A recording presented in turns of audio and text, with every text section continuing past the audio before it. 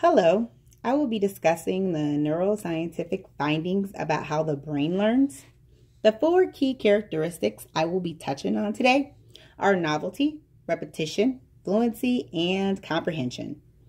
The brain uses all four of these characteristics when learning to read. The reading program that I'll be discussing along with these characteristics is called Engage New York. This program was adopted by my district last year, so this is my second year teaching Engage New York to my third graders. This was created by the New York State Education Department in 2013, and anyone can actually download this curriculum and all their free materials online, or you can get the printed materials from the publisher Expedition Learning.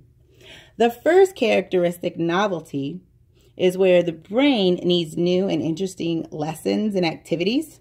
This happens with change in the classroom with varied lessons and tasks for the students. Our reticular activating system screens all the incoming sensory information before it gets to the brain. So it sends out a special alert and grabs our students' attention when new activities and strategies are introduced to them.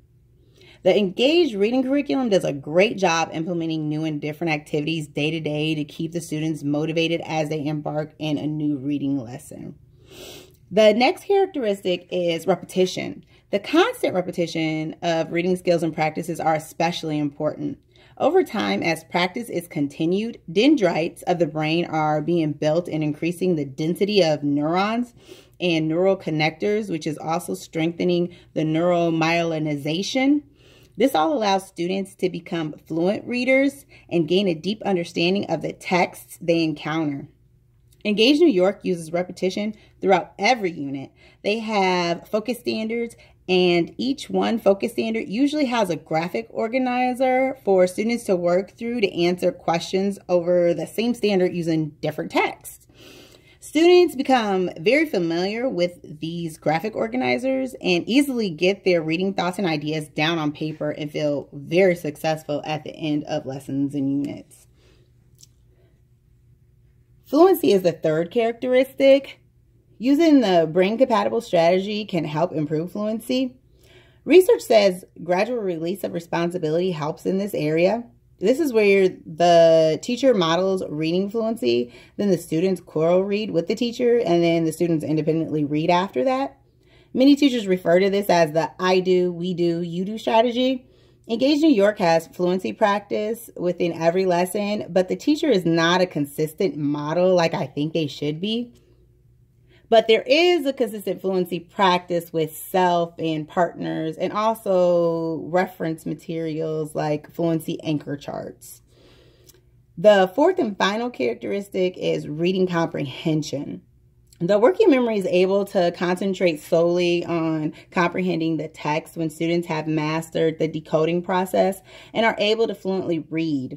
Continuous modeling comprehension strategies, making connections to students' lives, and encouraging students to share their personal experience helps the brain make connections from existing neural sites.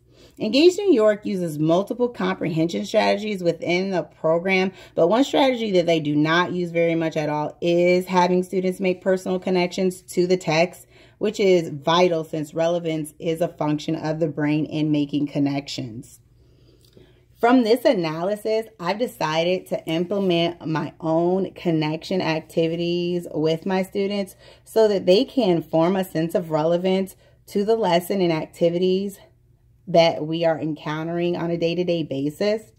I also plan to model more teacher fluency on an everyday basis, just so students not only practice it themselves, but they get to also hear it on a daily basis so that they can hear it done correctly. Thank you very much.